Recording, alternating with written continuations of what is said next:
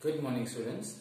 Today we will come to the third session of the topic subject verb concord. So we have already learned 8 rules about the agreement of the verb with the subject.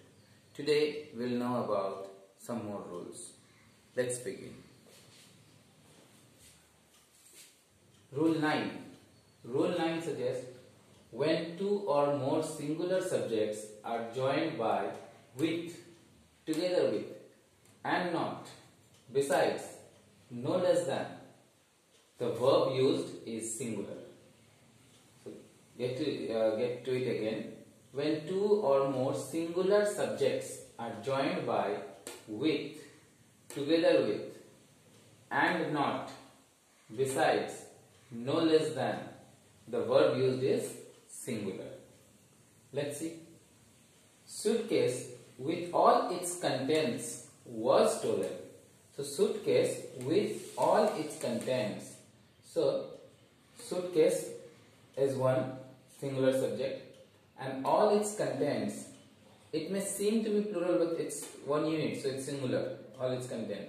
Now when I join it with, then the verb used is singular, was. Why? With all its contents, where are the contents? All the contents are inside the suitcase. That's why, though we are joining two subjects, but they are singular in nature. That's why we are using was. Next, he no less than you is guilty. Again here, both he and you join with no less than.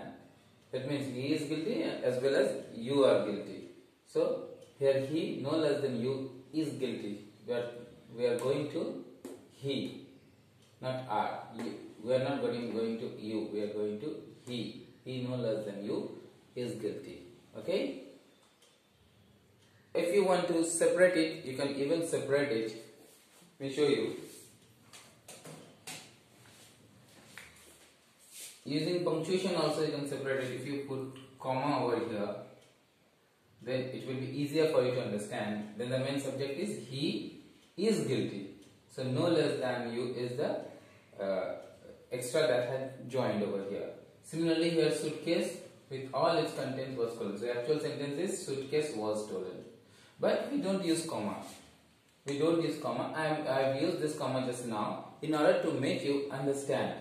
The actual sentence is suitcase was stolen. With all its contents are added with it. Here also the actual sentence is he is guilty. No less than you is added to it. I hope you understood this rule. Coming to rule number 10. If the sentence begins with introductory there, the verb agrees with the number of noun that it follows. Example, there are 2 students in the class. So if the sentence begins with there, in that case we will not understand whether it is singular or plural. So we have to depend on the noun that is used just after the verb. So let's see, there dash 2 students. Students is plural. So here we use are. There are 2 students in the class. Had there been student, then there is a student in the class. If in place of 2 students there had been written a student, then we will have written here is. There is a student in the class. I hope you understood this one.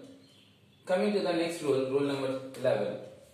Some nouns have singular form but are plural in meaning. These nouns follow singular verb. Get it properly. Some nouns have singular form but are plural in meaning. They look singular but they are not singular. They show us a plural thing but they look singular. These nouns always have singular verb because such nouns are in collective nouns. Example, Sneha's poultry has been damaged. So here look at the word poultry. The word poultry suggests more than one hen. Only one hen is not poultry. More than one hen. So here poultry, though is plural in nature, it is singular in form and it shows collective noun. Collective noun are always treated as singular. So here we have used singular verb. Sneha's poultry has been damaged. Coming to the next, rule number 12. Some nouns have plural form but a singular in meaning. Some nouns have plural form. Get to it. Some nouns have plural form but a singular in meaning. Such nouns follow singular verb.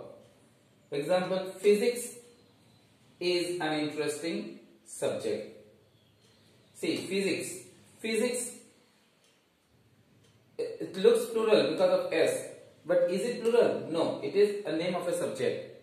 If I elope S and write physics, then what will happen? Physics, the meaning will change, body. So the meaning changes. So physics is not the singular of physics. Both are different things. Physics is the name of a subject. So physics, the name of a single subject. So it is singular in form, singular in nature. So physics is an interesting subject. We are not writing physics are an interesting subject. In the same way we can write mathematics. Mathematics also is singular in form, singular in meaning, though it is plural in form. Coming to the next, rule number 13, the last rule. If the verb comes after a relative pronoun, then the verb agrees according to the antecedent of the relative pronoun. So if the verb is after a relative pronoun, in that case we have to agree the verb with the word that works as the antecedent of the relative pronoun. Let's see how it is. See the example. I don't know the man who was the key. I don't know the man who. So who is the relative pronoun over here? Notice it. Who is the relative pronoun here? Now who is the relative pronoun? So who has the key? Now who is this who? This who suggests the man. As who is suggesting the man. So the man is the antecedent of who. Now the man is singular or plural? It is singular. As the man is singular, so the verb used is also singular. If it had been plural, the verb would have been also plural.